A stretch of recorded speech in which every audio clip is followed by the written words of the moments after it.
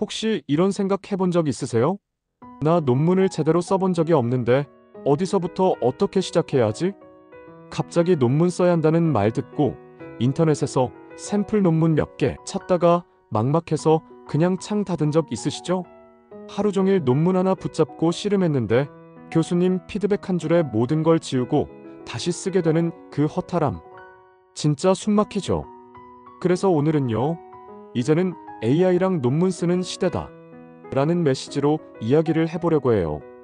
먼저 사회과학 전공한 선배 이야기를 해볼게요. 정책학 석사 논문을 쓰고 있었는데 문제는 이론적 배경을 어떻게 구성해야 할지 모르겠다는 거예요. 논문에서 제일 중요한 파트라고 들었는데 막상 정리하려고 하니까 뭐가 핵심이고 어떤 이론을 넣어야 할지 하나도 모르겠더래요. 그 선배가 했던 첫 시도는 챗GPT에게 그냥 논문 써줘라고 말해본 거였어요. 결과요? 물론 결과물이 나오긴 했어요. 근데 딱 보면 어디서 베낀 건지 알 것도 같고 너무 포괄적이라 쓸 수가 없더래요. 그래서 방향을 바꿨어요. 사회적 자본 이론을 기반으로 최근 5년간 한국의 복지정책 관련 연구 동향을 요약해줘. 이렇게 질문하니까 그제서야 원하는 뼈대가 만들어졌대요. 중요한 건 AI에게 어떻게 말하느냐예요. 자연과학 연구하는 후배는 실험 데이터는 많은데 정리가 안 돼서 문제였어요. 막상 실험은 몇 달 동안 했는데 결과 부분에서 어떻게 그래프화해야 할지 어떤 통계 처리를 써야 할지 몰라서 논문 작성이 정체됐었죠.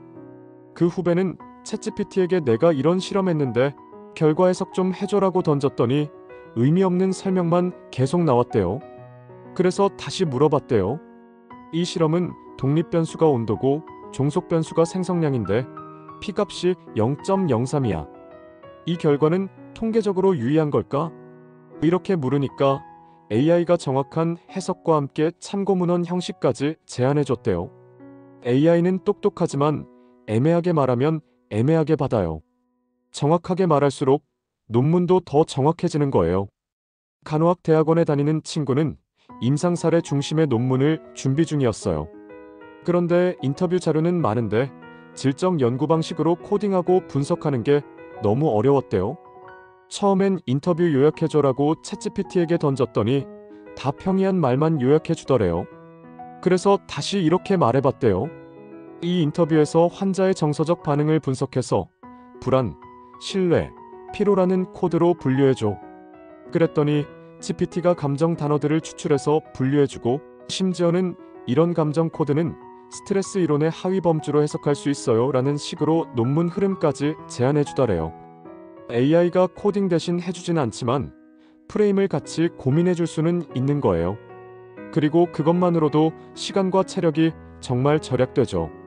체육학 전공한 후배는 운동 프로그램 개발에 대한 논문을 준비했어요. 하지만 문헌조사 단계에서 너무 막혔죠.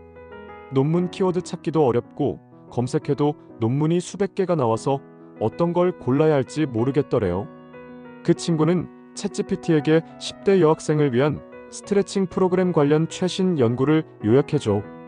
한국 논문 중심으로. 이렇게 물어봤어요. GPT가 논문 요약은 못하지만 검색 키워드를 구체화해주고 어떤 DB에서 어떤 방식으로 검색하면 좋을지까지 알려주더래요. 이게 검색을 전략적으로 바꾸는 포인트였대요. 자, 그렇다면 해결책은 뭘까요? 단순히 챗GPT를 쓰는 게 아니라 어떻게 쓰느냐가 전부예요. 이 책에서는요, 논문을 기획하는 법부터 각 섹션별로 AI를 어떤 질문으로 활용해야 하는지 실제 프롬프트 예시를 포함해서 알려줘요. 논문을 처음 쓰는 사람도 AI와 함께라면 첫 페이지부터 이제 뭐하지? 라는 생각을 안 하게 도와주는 거죠. 특히 강조하고 싶은 건 논문 구조 짜기, 연구 질문 설계, 참고문헌 형식 정리, 문장 자연스럽게 다듬기, 연구 윤리 감시까지 모두 AI로 시간을 절반 이하로 줄일 수 있다는 점이에요. 대신 주의할 점도 있어요. GPT가 모든 걸 대신해주는 건 아니고요. 우리가 생각을 명확하게 정리하고 질문을 똑똑하게 던져야 한다는 거예요. 이 책은 그걸 도와주려고 쓰였어요. 이 영상 보면서 이런 생각 들었을 수 있어요. 나도 써야 하는데 왜 이렇게 겁부터 날까? 진짜로 말씀드리고 싶은 건 혼자 안 해도 된다는 거예요. AI는 이제 학위 논문 쓰기의 두 번째 손이에요. 막히면 물어보세요. 정리 안 되면 맡기세요.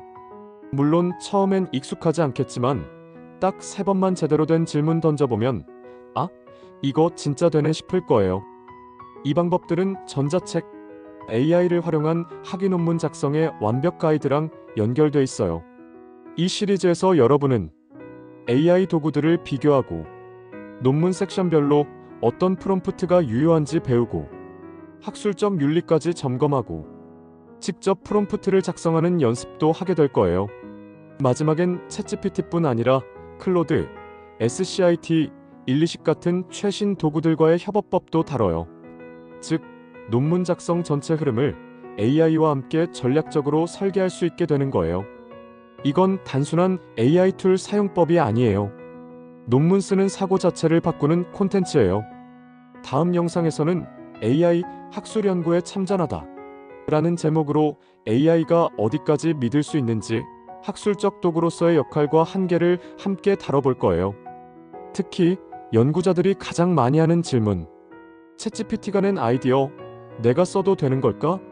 이 질문에 대해서도 확실히 정리해 드릴게요. 놓치지 마시고 구독과 좋아요, 알림 설정으로 더 많은 내용 알아보세요.